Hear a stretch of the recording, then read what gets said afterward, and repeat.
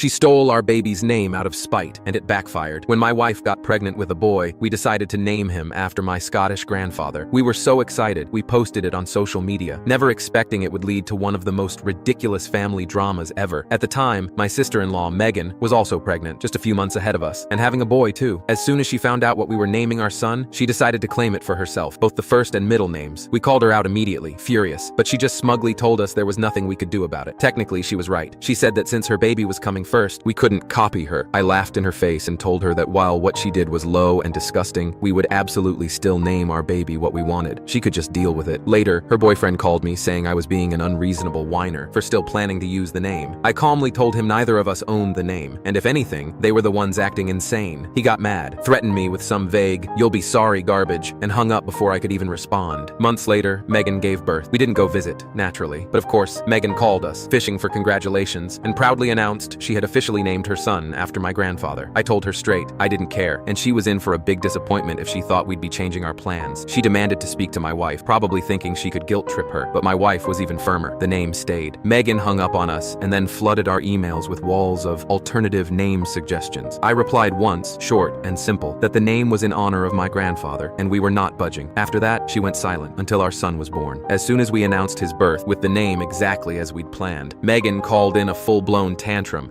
screaming about how we copied her son's name. I pointed out that she had no connection to the name and stole it purely out of spite. Then my wife jumped in, telling Megan she no longer considered her a sister and wanted nothing to do with her or her child. Megan didn't take that lightly. She sent her boyfriend over to our house to settle things. I could barely contain my laughter when I opened the door. He was maybe 5'6", scrawny, with a baby face. Meanwhile, I'm 6'1", built from 3 gym days a week. Fighting him would have felt like bullying a kid. Instead, I told him the house had cameras and he needed to leave immediately. He threw a few curses at me before stomping off in his beat-up car. Later, Megan and my mother-in-law called, furious that I made him feel emasculated. I told them plainly that he shouldn't have come knocking in the first place. Then they tried, again, to demand we change our son's name, saying he was still young, so it wasn't too late. We held our ground. I pointed out that Megan didn't even pick the name out of love, but out of a petty desire to screw with us. That shut them up real fast. My wife took it a step further and told them exactly what she thought, how entitled and toxic they'd always been, and how she was happy to cut them off for good. That left Megan sobbing, and my mother-in-law called me a royal bastard before hanging up. A month later, Megan bitterly called us again. Turns out, she and her boyfriend had gotten into a huge fight. He was pissed that she didn't let him pick a middle name from his side of the family and insisted they change their son's name entirely. Megan caved. It cost her $500 to reissue the birth certificate. And if that wasn't hilarious enough, she demanded that we pay her for the name change and throw in another $100 for her emotional damage, because now she had to get used to calling her kid by a new name. We laughed in her face and hung up. Haven't spoken to her since.